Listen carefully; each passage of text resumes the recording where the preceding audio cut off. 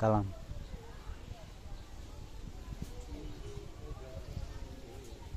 এই যে আমাদের মোজাম্মেল ভাই প্রায় 100 বছর পরে জাম গাছে উঠছি। আগে একটা জাম মনে করেন যে কমসে কম একটা কাডলের সমান ছিল। অনেকদিন পরে জাম গাছে উঠছি ফুলামান্তের সাথে, ছোটো ভাইয়াদের সাথে, বুঝছেন? তো আগে একটা জাম নামাইতে মনে করেন মাঝে মধ্যে আমরা রশিও ব্যবহার করছি, কাডলের মতো আর কি।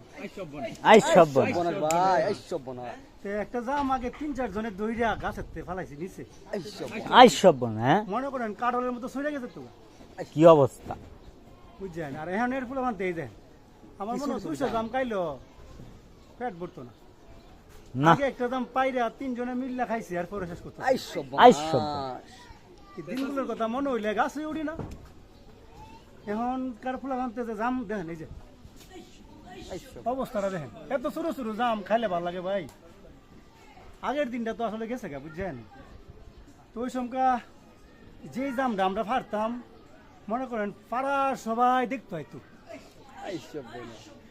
এখনকার জাম তো কেউ দেখে হই না, 50 টাকা কেজি।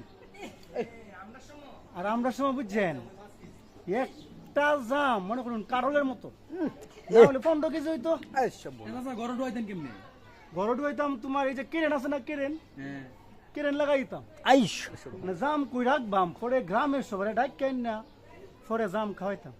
জাম গাছটা কেমন আছে? জাম গাছটা বুঝুন আমরা কেমন আছি। এটা মনে করুন যে এখন এই যে আগলা দিনের যে বট গাছ আছে না, কোট্টেদির বাজারে দেখবেন একটা বট গাছ আছে, এই বট গাছের মতো বড় আছে জাম গাছ। এখনের যে অবস্থা, এখনের ফুলামান্তে কিন্তু জাম খায় ফ্যাট পড়তে না। আগে মনে করুন আমরা একটা জামের 5 জনে খাই শেষ করতেছি।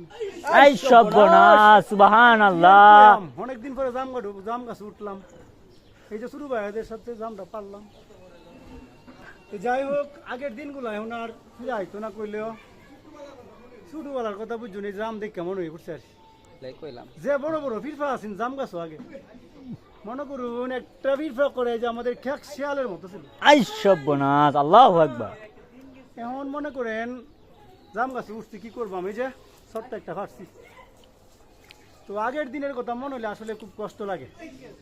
আগের দিনগুলো যদি আমরা ফিরে পাইতাম কতই না মজা হইতো।